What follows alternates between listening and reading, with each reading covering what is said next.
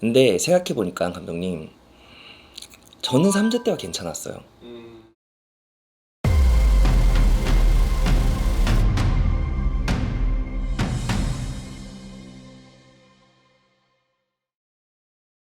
왜 삼재가 진짜 참 무섭잖아요. 아, 그럼요.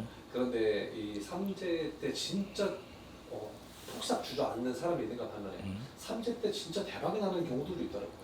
삼재에 대한 얘기를 먼저 하자면요, 감독님. 명리학에서 삼재는 어떻게 표현을 하냐면요, 3년간의 긴 터널을 지나간다라고 얘기를 해요.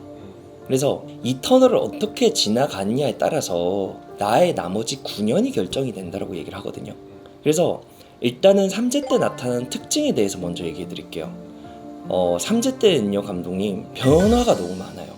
이 변화라는 건요, 가장 먼저 문서의 변화, 집을 이동을 한다든지 집을 산다든지 판매를 한다든지 이런 문서의 이동이 많습니다.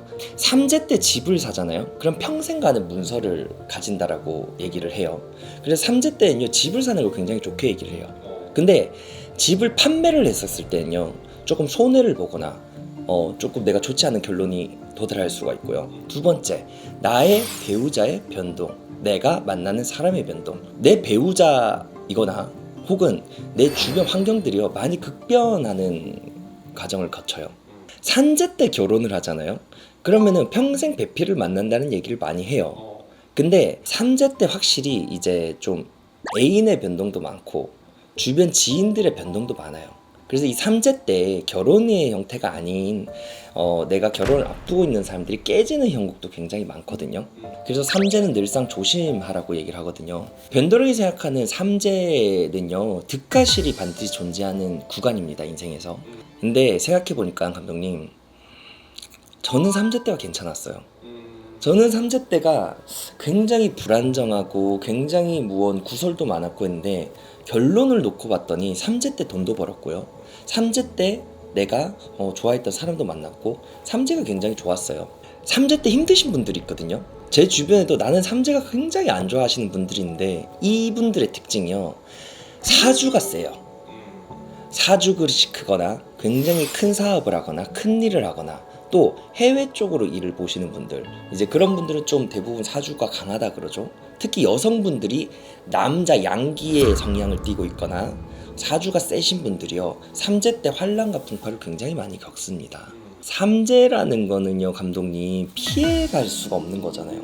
12년에 한 번씩 나에게 돌아오는 거고, 3제가 없는 사람은 없고, 3년의 3제를 겪고 9년을 쉬고 다시 3년의 3제를 겪어요. 사람들이 많이 그래요. 선생님, 뭐 어떤 분들은 그 나이에 그럼 3제인 분들은 다 안 좋나요? 아니, 그렇지 않아요. 저는 그래서 필히 3제 때는요, 집을 사세요, 차를 바꾸세요, 변화를 꼭 주세요.